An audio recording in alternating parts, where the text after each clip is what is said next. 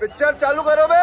चलो भाई देखो अब मैं क्या करता हूँ। सुप्रिया जी, आपके पास आते हुए 150 सीटों पर बीजेपी सिमट जाएगी, ये दम आप भरी। अगले राउंड में अगला सवाल पूछेगा, ये दम राहुल गांधी भर रहे हैं। लेकिन प्रधानमंत्री से लेकर पूरी बीजेपी ये पूछ रही है कि पहले दौर के मतदान का वक्त आ गया है। प्रचार थम गया 102 सीटों के लिए। अभी तक अमेठी को लेकर पार्टी फैसला क्यों नहीं कर पाई है? और ये पीएम कहते हैं कि देखिए अमेठी से छोड़कर जो पारंपरिक सीट है उसको नहीं बचा पाए, वायनाड पहुंच गए। इस पर आपका जवाब। और 80 सीटों पर बीजेपी तो दम भर रही है, इस बार की यूपी में हम जीतेंगे। मायावती अलग है और इसका फायदा शायद बीजेपी को मिले। रुक तेरे को बता देती। अभी मजा आएगा ना भिड़ो। मैं आपके डायरेक्ट सवाल का जवाब बिल्कुल दूंगी और मुझे लगता है इससे ज्यादा स्पष्ट तौर से कोई नहीं बोल सकता था जो राहुल जी ने कहा, और बिना इंटरप्शन के, क्योंकि 4.25 मिनट करीब वो बोले, 4:20 तक एक्चुअली बोले, मैं बोलना नहीं चाहती थी। राहुल जी ने कहा अध्यक्ष तय करते हैं, सीसी में फैसला होगा, और बिल्कुल होगा। अभी तो नोटिफिकेशन आया भी नहीं है अमेठी का, तो इतना परेशान क्यों है? नोटिफिकेशन ही 27 तारीख को आ रहा है, तो इंतजार करिए, देखिए क्या होता है, कौन लड़ता है, कैसे होता है। वो कोई छुपकर तो चुनाव लड़ा नहीं जाएगा, सार्वजनिक रूप से लड़ा जाएगा, सबको पता चल जाएगा। आपकी इस बात का लेकिन मैं जवाब देना चाहती हूँ। आपने 150 कहा कि अच्छे से मट जाएंगे, बिल्कुल हम 180 मान के चल रहे थे, निरंतर इनके नंबर गिर रहे हैं। भाजपा की आदत है बड़ी बड़ी बातें करना। 2017 में गुजरात में कहा था 150 आ रहे, 99 आए थे। 2018 में छत्तीसगढ़ में कहा था 50 आ रहे हैं, 15 आए थे। मिजोरम में नारा था 21 पार का, आई 1 सीट। मध्य प्रदेश में नारा था 2018 में 200 पार, आई 100 सीट। 2019 में हरियाणा में नारा था 75 पार, आई 35। 2020 में दिल्ली में नारा था 45 पार, आई 8। 2021 में तमिलनाडु में नारा था 118 पार, आई 4। 2021 में बंगाल में नारा था 200 पार, आई 77। 2023 में कर्नाटका में नारा था 130 पार, आई 66। हाँ भाई कैसी लगी आगे स्वाद?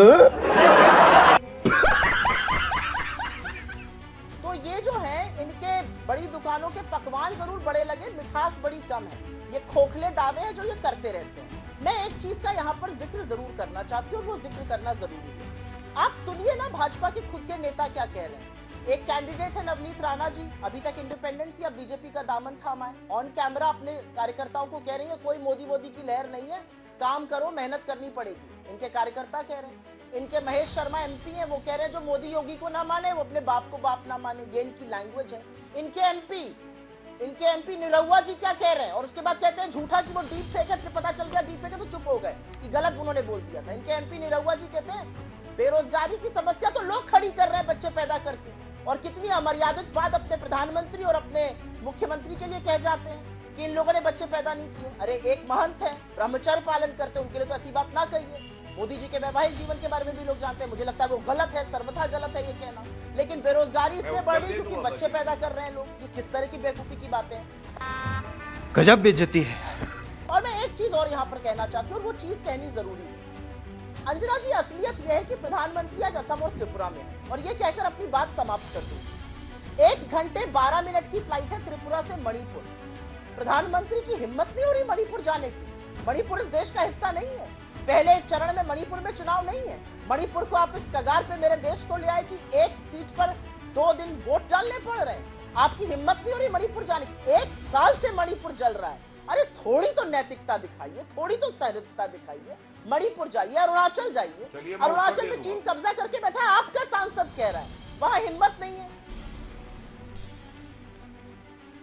ठीक है, 2 बिंदुओं पर आपने सवाल किया है। एक तो सीधा आपके ट्वीट पर, आपके इंस्टा पोस्ट पर वो सवाल कर रहे हैं, और साथ ही कह रहे हैं कि आपका जो ट्रैक रिकॉर्ड यूपी में रहा है उसमें समाजवादी पार्टी को बड़े भैया बनाकर ही आप लोगों को चुनावी मैदान में उतरना पड़ रहा है। और वो कह रहे हैं कि ये हवाई आपका दम है। हालांकि गौरव भाटिया जी, आपको 83% स्ट्राइक रेट चाहिए, जो आप 370 या 400 पार का इस बार दम भर रहे हैं 370 सीटों के लिए। 83% का, पिछली बार से 10 सीटें ज्यादा पर आप लड़ रहे हैं। मैं अगले राउंड में आपके पास आऊंगी, लेकिन आपके इंस्टा पोस्ट पर सुप्रिया जी सीधा सवाल है, आपके नेताओं पर, रणदीप सुरजेवाला पर भी चुनाव आयोग ने फिलहाल 48 घंटे के लिए रोक लगाई है। ऐसा ही उन्होंने पश्चिम बंगाल के राज्यपाल पर भी रोक लगा दी है कि कूच बिहार नहीं जा सकते हैं क्योंकि वहां पर पहले राउंड में वोटिंग है। दोनों पर आपका जवाब। वाह बेटा, लगता है तुम गू खा के ही मानोगे। आइए देखते हैं, मजा आएगा। मैं इन दोनों बातों का जवाब दूंगी। अपने ऊपर जो व्यक्तिगत उन्होंने कहा है, मैं जरूर बोलना चाहती हूँ और अभी बोलती हूँ। इन्होंने कहा हिम्मत की कुछ बात कर रहे हैं ये। अगर हिम्मत होती मोदी जी में तो विंध्याचल के नीचे कर्नाटक, तेलंगाना, आंध्र प्रदेश, तमिलनाडु, केरला, ये सारे राज्य देश के हिस्से हैं। चले जाते वहां पर और एक भी सीट से चुनाव लड़ने की हिम्मत जुटा लेते। ये भी तो देश का हिस्सा है, क्यों नहीं जुटा पा रहे हैं? असलियत ये है कि मोदी जी भागते फिर रहे हैं क्योंकि उनको पता है कि देश के कोने कोने से बेरोजगारी, महंगाई, आर्थिक असमानता, महिला सुरक्षा पर लोग खड़े होकर सवाल पूछ रहे हैं। ये बड़ी अच्छी बात कही आप। मैं एक बात और यहाँ पर कहती हूँ, ये बात यहाँ पर बतानी जरूरी है। महिला सम्मान पर क्योंकि चर्चा हुई और अपने ऊपर स्पेसिफिक बात का जवाब दूंगी, देना जरूरी है क्योंकि ये लोग दुष्प्रचार करते हैं, ये फेक न्यूज की फैक्ट्री चलाते हैं। महिला असम्मान पर आप बात करिएगा, आप बात करिएगा जिसके व्यक्ति ने टीवी के कैमरा पर, आपके पूर्व वेस्ट बंगाल के अध्यक्ष ने टीवी कैमरा पर एक चुनी हुई मुख्यमंत्री के पिता के बारे में पूछा था, वो बात करेगा महिला सम्मान की। वो महिला सम्मान की बात करेगा जो वैधव्य झेलती हुई एक सांसद के लिए कांग्रेस की विधवा कहता है। वो बात करेगा जो दाम्पत्य के सूत्र में बंधी पत्नी के लिए 50 करोड़ की गर्लफ्रेंड कहता है। वो बात करेगा महिला सम्मान की जिसकी नाक के नीचे बेटियों को रौंदा गया, उनको घसीटा गया सड़कों पर, और आप चुप रहे, आप मौन रहे, आप आरोपी के साथ खड़े रहे। आप हाथरस में 2:30 बजे लड़की को फूंक दिया गया, आप चुप रहे। आप महिला सम्मान पे बात करिए। वाह मोदी जी, वाह वाह। मैं अपनी बात यहाँ पे कहूंगी। रणदीप जी ने एक बयान दिया, उसको आधा अधूरा काट छाट के दिखाया गया। 2 दिन के लिए उनको कैंपेनिंग से बैन किया इलेक्शन कमीशन ने, ये उनका प्रेरोगेटिव है, इस पर मुझे नहीं कुछ कहना है। इलेक्शन कमीशन का प्रेरोगेटिव है, उन्होंने बैन किया, मुंह से बात नहीं की। मेरे बारे में पूरे तरह से स्पष्टीकरण मैंने दिया।